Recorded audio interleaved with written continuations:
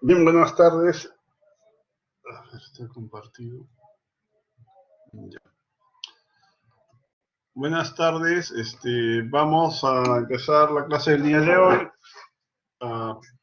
Vamos a revisar complemento rápidamente y después lo que es complejo principal de histocompatibilidad y presentación antigénica.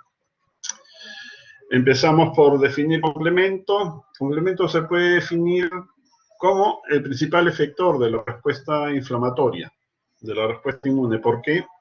Por la capacidad que tiene el sistema para poder inducir la generación de infiltrados ricos en polimorfos nucleares principalmente, ¿ya? Dentro del proceso de activación, sea por vía clásica, vía alterna o vía de las lectinas, se genera un par de moléculas que son las anafilotoxinas, ¿no? Los compuestos C3A y C5A, que tienen fuerte actividad quimiotáctica, ¿no? En la medida que la actividad quimiotáctica es muy fuerte y células inflamatorias como los polimorfos nucleares tienen receptores para estas moléculas, se van a generar los infiltrados. ¿Okay? Además, es un sistema que una vez que se activa, da lugar a la formación de complejos que pueden destruir gérmenes y también pueden destruir células sanas, ¿no? Por eso es que está regulado. Los puntos de regulación principalmente son a nivel de la activación de la vía clásica, la molécula C1, ¿no? Hay una molécula que es el inhibidor de C1. Después hay un conjunto de enzimas que lo que hacen es disociar las convertasas, ¿no? Se forman dos convertasas en las tres vías. Una es la convertasa de C3, que activa C3, y la otra es la convertasa de C5, que activa C5. Las moléculas de regulación bloquean la formación de las convertasas. Y una vez que los complejos moleculares son disociados, se procede a la inactivación de las moléculas, ¿no? Otro punto de regulación es la molécula C4. Esto rige principalmente para lo que es vía clásica y vía de las lectinas. Y finalmente tenemos puntos de regulación en la formación del complejo de ataque a membrana, el MAC, ¿no? La molécula final, que es la molécula C9, una vez que se activa, se polimeriza y se enclava en la membrana para inducir lo que es lisis osmótica. Hay una molécula de regulación, que es la molécula CD59, que impide que esta se pueda polimerizar, ¿no? Por lo tanto, digamos así, se produce una activación frustra del complejo de ataque a membrana. Muy bien, hay moléculas de regulación que se encuentran sobre las membranas o forman parte de la expresión molecular normal de las membranas de las células y que regulan la actividad de este sistema. Entre ellas tenemos, por ejemplo, aparte de la C59, tenemos la proteína aceleradora de la degradación que disocia convertasas, ¿no? Vamos a ver más adelante.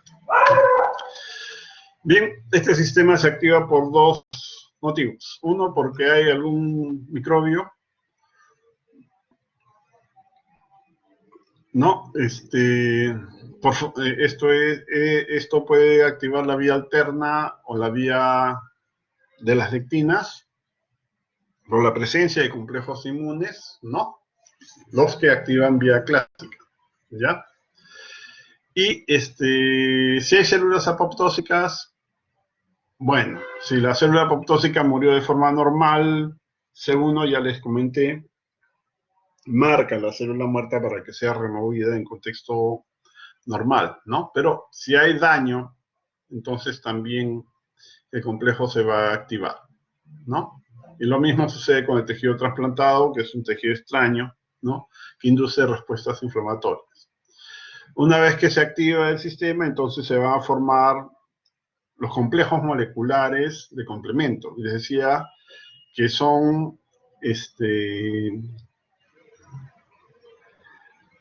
bueno, una vez que se activa, ¿no? las moléculas que forman parte de cada una de las cascadas van a adquirir actividad enzimática, ¿no? Esta característica de que una vez que se activa la molécula se transforma en una enzima, hace que se genere un sistema de amplificación, ¿no? La molécula A activa 10 moléculas B, cada molécula B activa 10 moléculas C, y así sucesivamente, ¿no? Esa es la característica del complemento, que es un sistema de amplificación en cascada, ¿ok? Y la activación se va a producir porque estas moléculas van a ser sujeto de proteólisis, ¿no? Dentro de ellas tenemos dos que son las principales. Bueno, todas son importantes, pero hay dos que son particularmente importantes.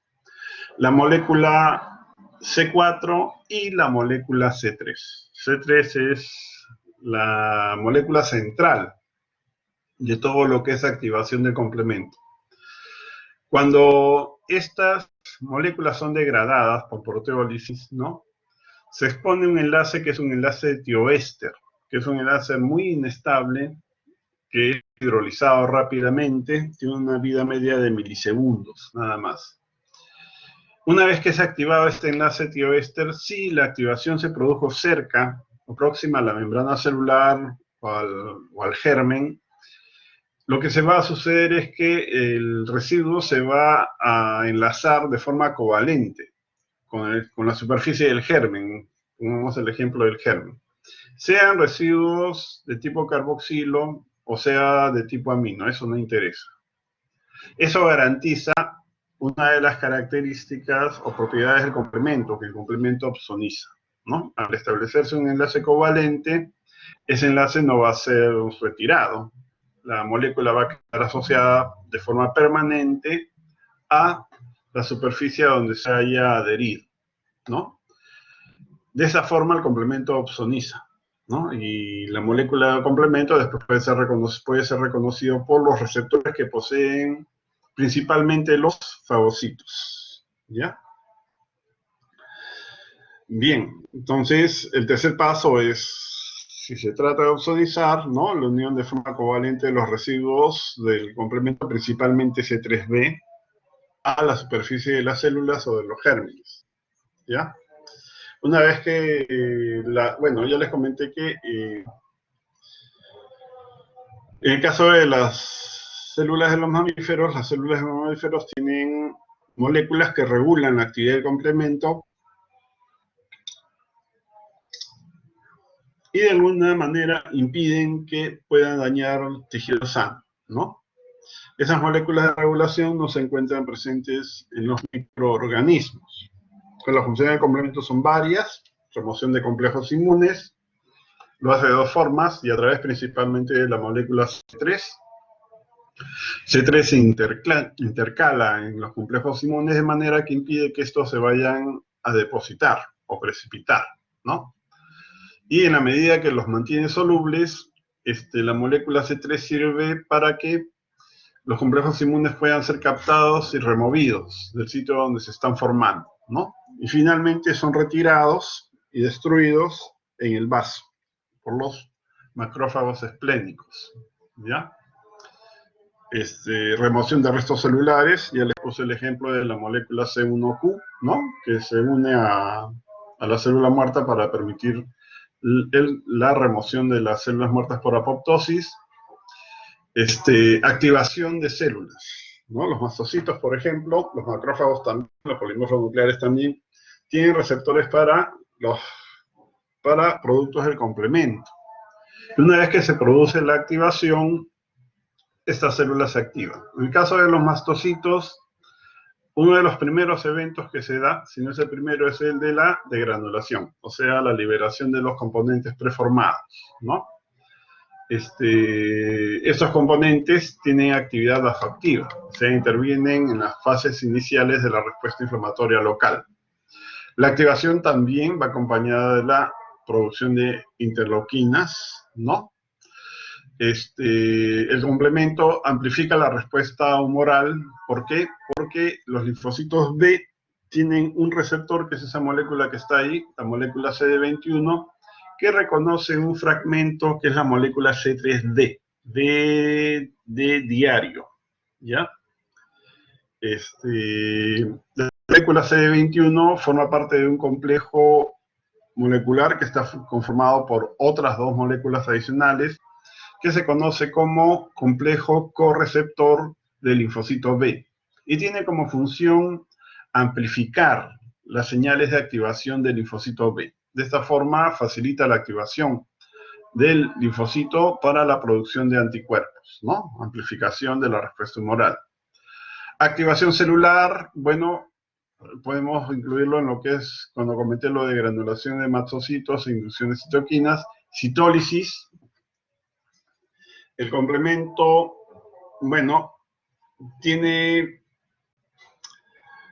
una etapa, un inicio que depende de la detección del antígeno o del complejo molecular que dé inicio a la activación de alguna de las cascadas, ¿no? Alguna de las vías, que puede ser la vía alterna, la vía clásica o la vía de las lectinas. Después viene el paso de formación de la convertasa de C3 para activar C3, ¿no? El C3 activado se combina con su convertasa para formar la convertasa de C5. Y una vez activado C5 se inicia la vía común que da lugar a la formación de un complejo molecular que se llama el complejo de ataque a membrana. Ese complejo de ataque a membrana es el que va a inducir lisis osmótica de la célula o del germen blanco, ¿no? Esa es la función de citólisis. La ozonización ya se los comenté, y lo de quimiotaxis le comenté al inicio, cuando les hablaba acerca de las anafilotoxinas C3A y C5A y los receptores que tienen las células inflamatorias.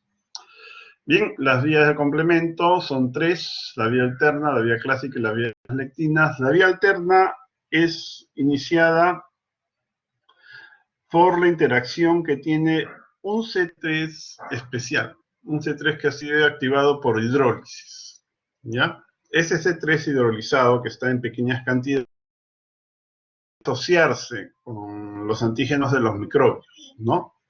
Iniciando la vía alterna, ¿no? El complejo inicia con la asociación de este C3 hidratado o hidrolizado, ¿no?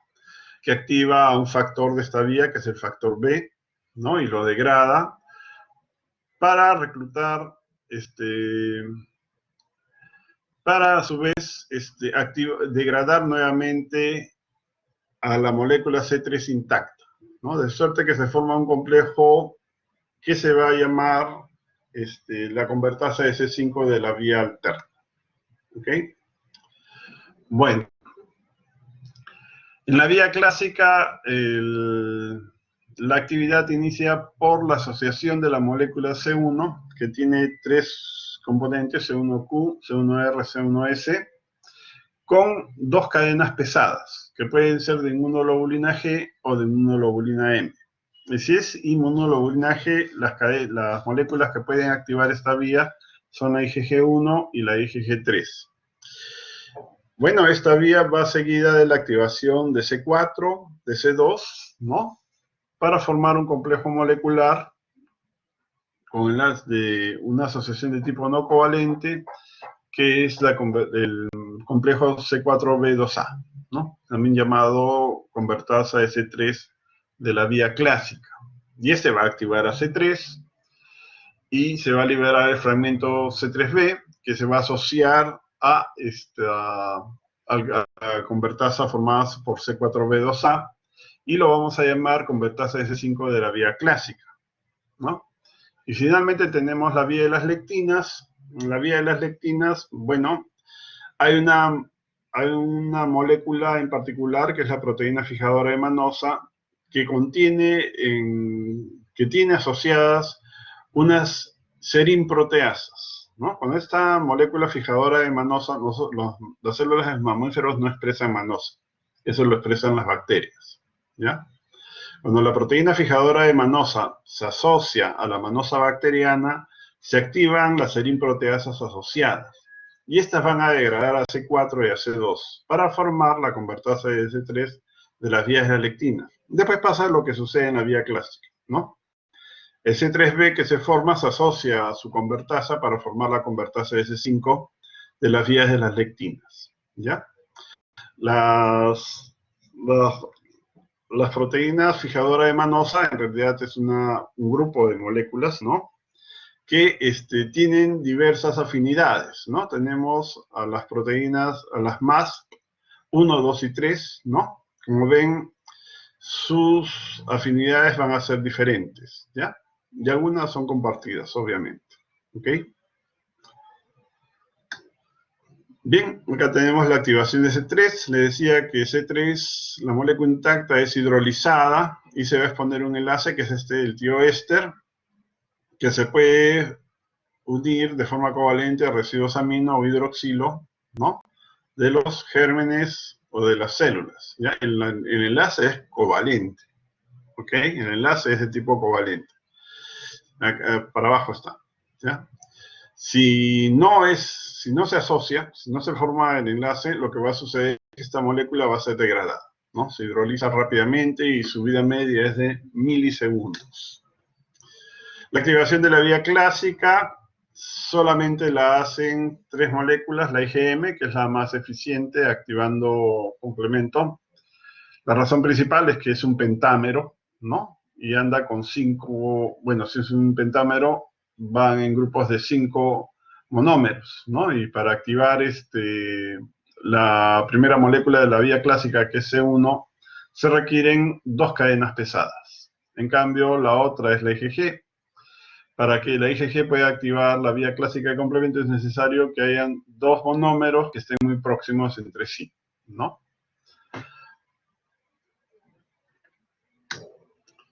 Entonces acá tenemos la activación de la vía clásica. Les decía que C1 está conformado por 3 moléculas, C1Q, C1R y C1S, ¿no es cierto? La activación de C1Q hace que se genere la activación autocatalítica de las moléculas C1R y C1S, ¿no? Y estas a su vez van a degradar a C4 y C2 para formar la convertasa de C3 de la vía clásica. Bueno, los eventos que se van a dar durante la activación del complemento, ya hablé de las convertasas de C3, ¿no? Después vamos a tener la formación de las convertasas de C5. Durante la activación de C3 se libera la primera anafilotoxina, que es C3A, ¿no? Y se forma la convertasa de C5. Una vez activado C5, entonces se libera C5A, que es la segunda anafilotoxina, y es la más activa, y se va a iniciar la vía común para la formación del MA. Si la cascada se completa, entonces vamos a tener los eventos de inducción de la destrucción por ósmosis, ¿no? De la célula o el germen blanco. Y también les comenté acerca de la actividad proinflamatoria que tiene este sistema molecular. En la vía común, bueno, una vez que se forma la convertasa de C5, esta es la convertasa de C5 de la vía alterna, ¿ya? C3b, que es el primer fragmento, es un C3b especial, hidrolizado, ¿no? Que es digamos así, y está activo, ¿no? Y es capaz de asociarse directamente a las superficies de los gérmenes. Y activa al factor B y libera un fragmento que es este de acá, el BB, ¿no? Al asociarse, forman la convertasa de C3 de la vía alterna. Degrada el C3 intacto, ¿no? Que libera un fragmento C3b, ¿ya? La asociación del complejo C3b, BB y C3b es la convertasa de C5 de la vía alterna, que degrada y activa C5, libera C5A y deja C5b. Una vez que se forma el complejo molecular, se activa de forma secuencial C6, C7 y C8, y este complejo se va a enclavar sobre la superficie del germen, ¿no? C8 activa C9 y lo polimeriza, haciendo que la molécula se enclave ¿no? Formando el complejo de ataque a membrana. Ese es el que va a inducir lisis osmótica de la célula o del microbio blanco. Bueno, les dije que las anafilotoxinas son muy importantes por su capacidad para inducir respuestas inflamatorias, particularmente para inducir quimiotaxis, ¿no? Entonces, tenemos en el primer espacio C3A y C5A juntos, en el segundo espacio solo C3A y C5A. En la segunda columna están los grupos de células que tienen receptores compartidos para C3A y C5A, solo para C3A y solo para C5A, ¿ya? Entonces, los mastocitos y los basófilos, al interactuar con C3A y C5A, se van a activar. Toda esa activación celular, contracción de la musculatura lisa, ¿no? La actividad. Estas moléculas van a actuar sobre estas células y estas células van a liberar mediadores que van a ejercer estos efectos. Se van a activar, van a iniciar la contracción de la musculatura lisa, permeabilidad vascular, incremento de la permeabilidad vascular. En el caso de la activación de los linfocitos y las células presentadoras de antígenos, va a regular respuesta del linfocito T al antígeno, ¿ya? Siempre orientado a lo que es activación. La actividad de C3A con los eosinófilos, C3A es quimiotáctico para los eosinófilos. Y una vez que toma contacto, también induce su degranulación, ¿ya? Y C5A es el que de repente tiene un espectro mucho más amplio de acción, ¿no? Puede actuar sobre el endotelio, incrementando la adhesión leucócica, o sea, induce la expresión de moléculas de adhesión, induce en los endotelios la síntesis de interleuquinas proinflamatorias y de moléculas quimiotácticas, ¿ok? Sobre las células inmunes, bueno, esta molécula es quimiotáctica, y miren que hay una buena variedad de células, ¿no?, que son quimiotácticas para C5A. Además, en los neutrófilos y los macrófagos los activa, ¿ok? Los activa, ¿ya? Sobre los macrófagos residentes, favorece la expresión del receptor, ¿ok?, para la cadena pesada de inmunoglobulina G. Y sobre los hepatocitos, induce la síntesis de proteínas de fase aguda, ¿ya? Esta molécula se le ha otorgado un rol importante, por ejemplo, en los casos de sepsis por bacterias. En los receptores de complemento,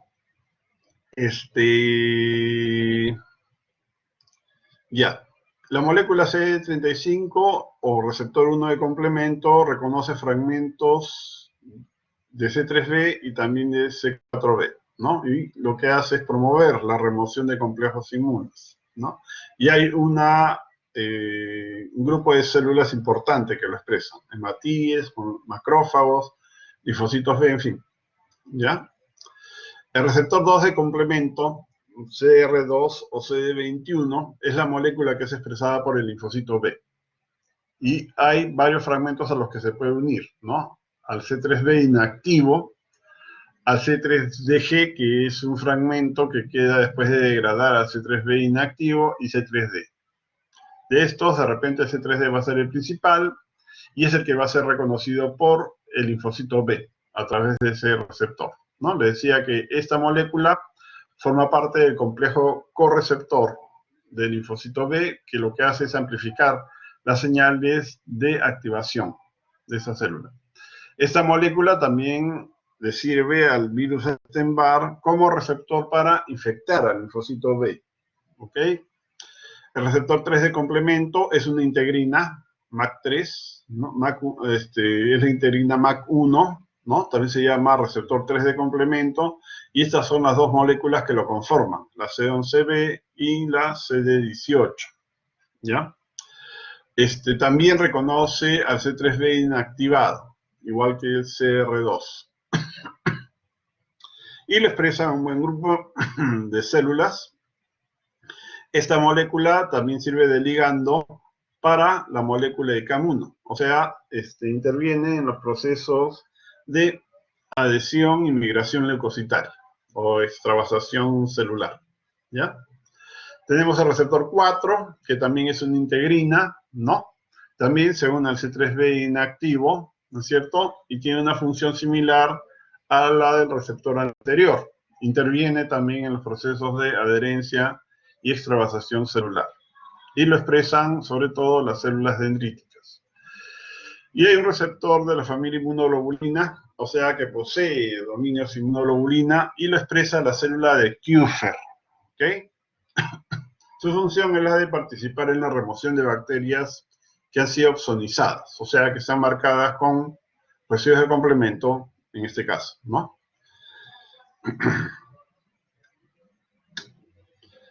Ya, los reguladores de la cascada del complemento, les decía que se regula la vía clásica en su inicio y después tenemos la regulación de las convertasas, ¿no?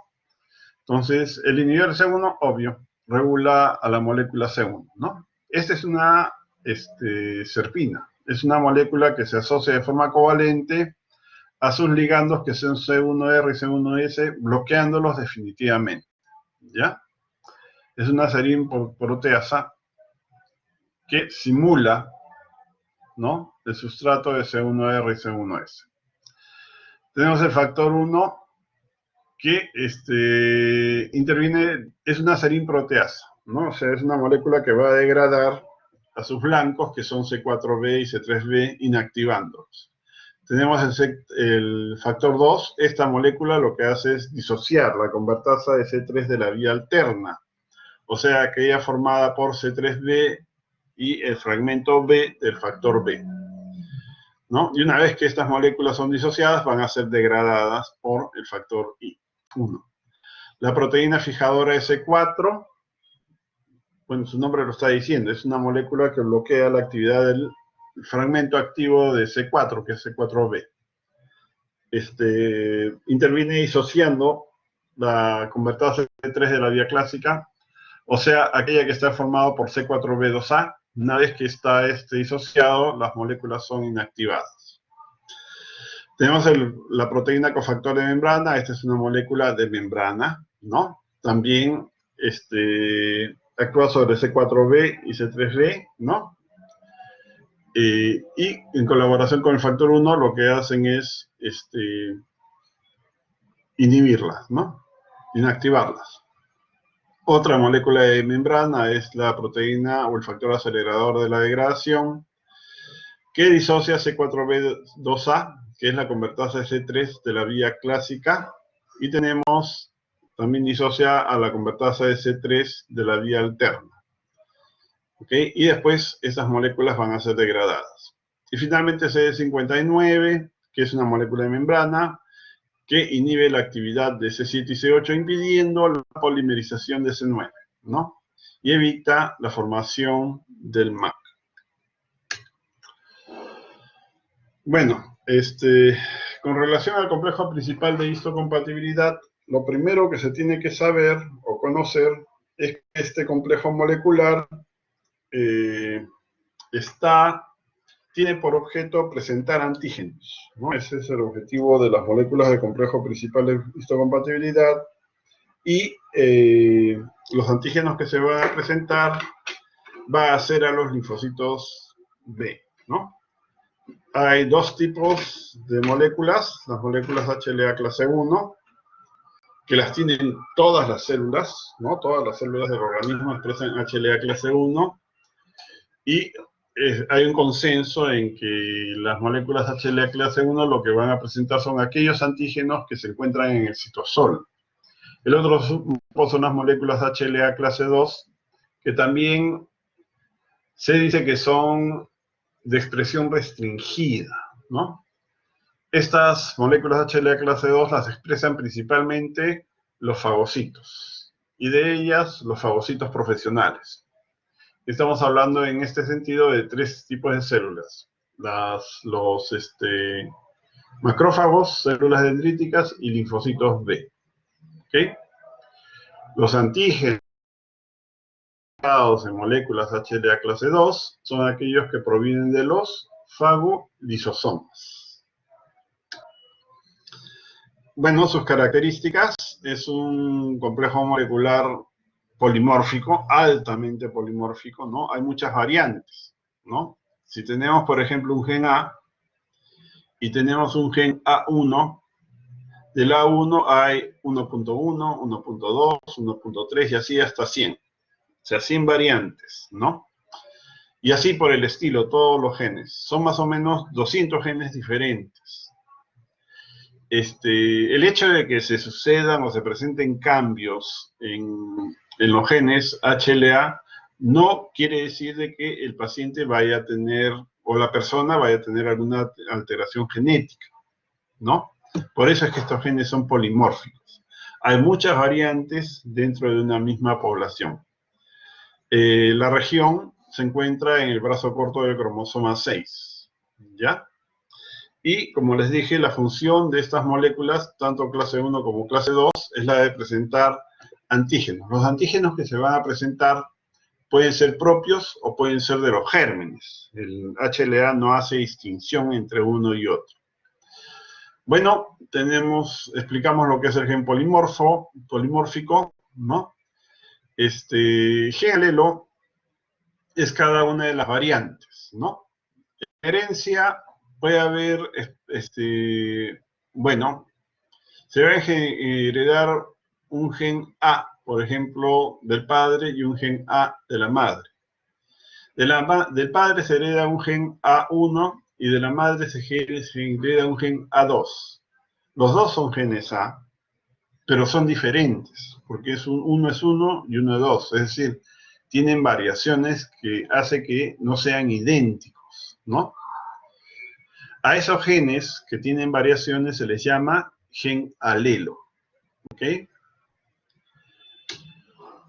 Bueno, el HLA es poligénico, son 200 genes los que lo conforman aproximadamente. Hay un HLA extendido que tiene otro tanto, ¿no es cierto? Polimórfico, ya lo explicamos. Dominancia porque la expresión de los genes paternos y de maternos se hace por igual, ¿no? Si heredó el A1 del padre y el A2 de la madre, el A1 y el A2 se van a expresar, ¿no? Además, no solamente eso, sino que los genes no se heredan por separado, se heredan en bloque. Y esa propiedad se llama enlazamiento. O sea, si el padre tiene A1, B27, qué sé yo, HLA, DR3, todo ese bloque se va a heredar en conjunto, ¿no? En paquete. Lo mismo el de la madre. A esa característica del grupo se llama propiedad de enlazamiento, ¿no? Y el grupo de genes se va a expresar, ¿no? Tanto el grupo paterno como el grupo del fenotipo paterno y del fenotipo materno se va a llamar haplotipo. Bien, entonces tenemos el padre y la madre. El padre tiene dos grupos, un grupo celeste y un grupo rojo. La madre tiene dos grupos, un grupo amarillo y un grupo verde. Y si ustedes ven, se va a expresar tanto los grupos paternos como los grupos maternos, ¿no? Como las posibilidades de combinación son relativamente pocas, ¿no? Solamente 4. A partir del quinto hijo, ya la expresión HLA ya debe comenzar a repetirse, ¿ya? Aquellos que tienen expresiones HLA idénticas se les llama haploidénticos, ¿no? Y son los que se buscan, por ejemplo, para lo que es trasplante, en especial trasplante de médula ósea. Bien, en cuanto a sus patrones de expresión, ya les comenté que el clase 1 se expresa en todos los tejidos, en todas las células, y el 2 está restringido a los fagocitos profesionales, ¿no? Entonces, el 2, solo fagocitos profesionales, acá los tenemos, célula dendrítica, macrófago, linfocito B, y el 1 en todos los tejidos, ¿no? En HLA clase 1 se presentan antígenos que provienen del citosol. En el caso de los fagocitos profesionales, estos presentan antígenos que proceden de los fagolisosomas, ¿ya? La organización genética del HLA está conformada por 3 tipos de genes. el A, el B y el C. Ojo que los genes, los tres no se expresan necesariamente en todas las células, ¿ya? Los que se expresan principalmente son el A y el B. El C tiene una expresión más bien restringida, ¿ok? Bueno, del brazo corto del cromosoma 6 se va a iniciar la transcripción de una molécula que vamos a llamar cadena alfa, ¿no? Sale el RNA mensajero, va al retículo endoplásmico y el ribosoma transcribe el RNA mensajero para formar una cadena que se llama cadena alfa, ¿ok? Después se va a acoplar un grupo de moléculas que se llaman moléculas chaperonas, que van a plegar la molécula alfa y van a hacer que se formen tres dominios alfa, alfa 1, alfa 2 y alfa 3. Para terminar de conformar la molécula clase 1, del cromosoma 15 se va a transcribir el RNA mensajero que va a dar lugar a la transcripción de una molécula accesoria que se llama beta-2 microglobulina. Las moléculas que intervienen en el armado de la clase 1 acoplan la beta-2 microglobulina y terminan de dar la configuración normal a esta molécula, ¿ya? En cambio, el clase 2 tiene genes que están pareados. Son los genes D, ¿no? DR, DP, DQ.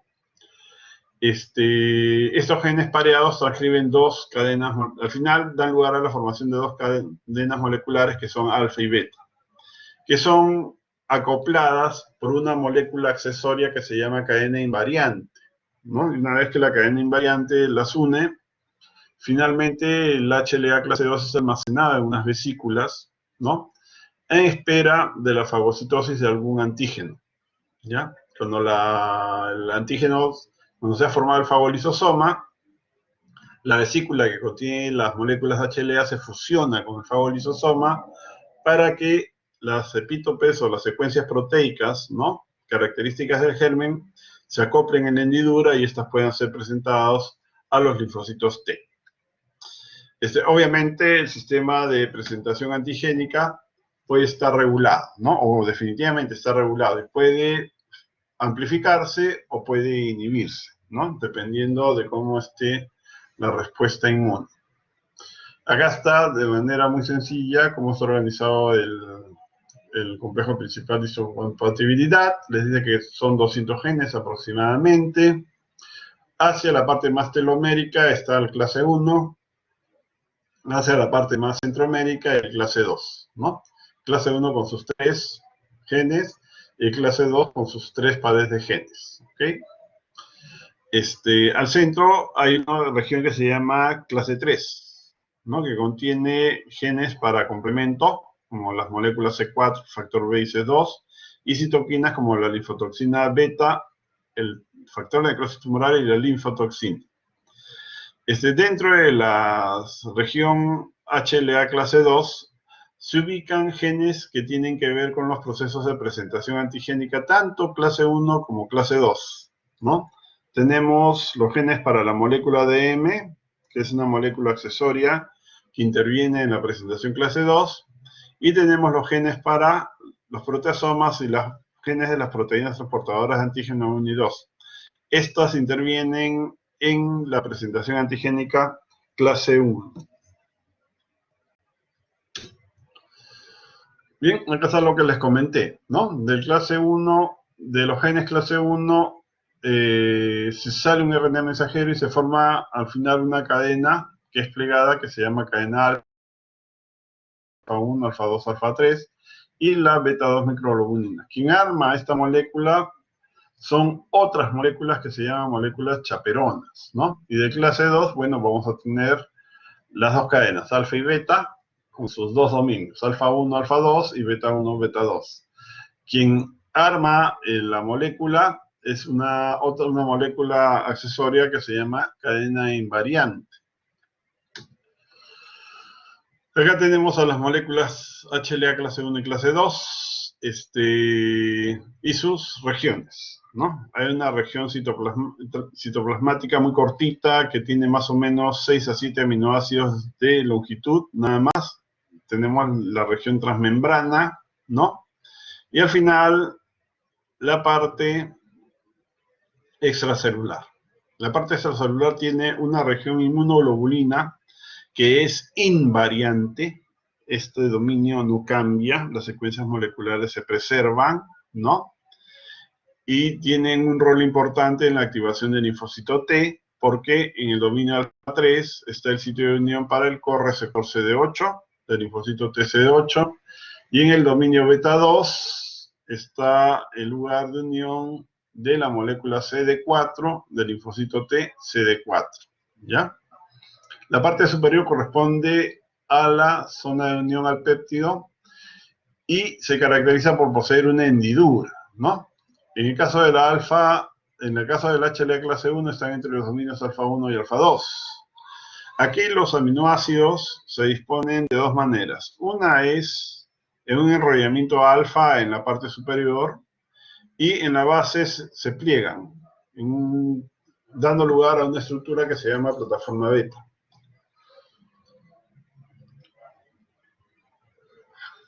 El dominio alfa 2 es el dominio más polimórfico de la molécula alfa, ¿no? Y aquí es donde se va a recibir y se va a acoplar el péptido, epítope o determinante antigénica, que va a ser presentado al linfocito T CD8. En el caso de la clase 2, bueno, la más polimórfica es la beta 1, ¿no? Y la hendidura está entre los dominios alfa 1 y beta 1. Igual, en la parte superior hay un enrollamiento alfa, en la parte más baja está el plegamiento beta, ¿no? En ambos casos, en la plataforma de plegamiento beta, existen unos surcos, ¿no? Que sirven para que las epítopes que van a ser presentadas introduzcan o coloquen los llamados péptidos de anclaje, ¿no? Que de alguna manera aseguran al péptido que va a ser presentado. Bien, acá tenemos las moléculas, las HLA clase 1 presentan péptidos que van de 9 a 11 aminoácidos de longitud, que es diferente a lo que sucede con la clase 2, ¿no? Que presenta péptidos que pueden ir de 10 a 30 aminoácidos de longitud, ¿ya? En el caso de clase 1, los extremos de la hendidura son cerrados. En el caso de la clase 2, los extremos de los bolsillos, perdón, son abiertos. Bien, el fenotipo HLA lo tenemos acá. Les decía que tanto la expresión genética del padre y de la madre se van a expresar por igual. Por eso tiene esa propiedad de que son codominantes, ¿no? Entonces, la herencia paterna y la herencia materna se van a expresar por igual, ¿ya? Tanto la expresión clase 1 como la expresión clase 2. Esto hace, les decía, que los fenotipos de los hijos, si es una familia numerosa, comiencen a repetirse a partir del quinto hijo. Entonces acá, por ejemplo, tenemos al padre con sus dos haplotipos, ¿no? Y a la madre con sus dos haplotipos. Si ustedes observan, John tiene el haplotipo paterno, que está acá, y el haplotipo materno, que está acá, el primero, ¿no?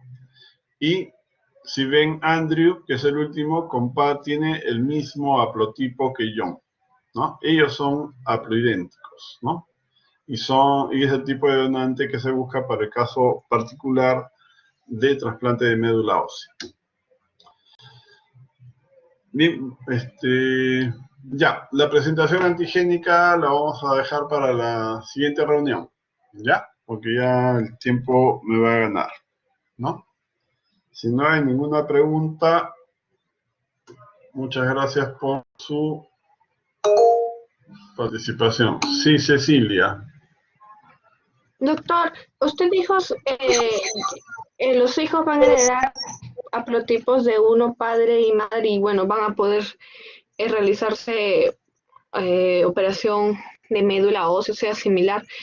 ¿Cómo es en el caso de que Sí.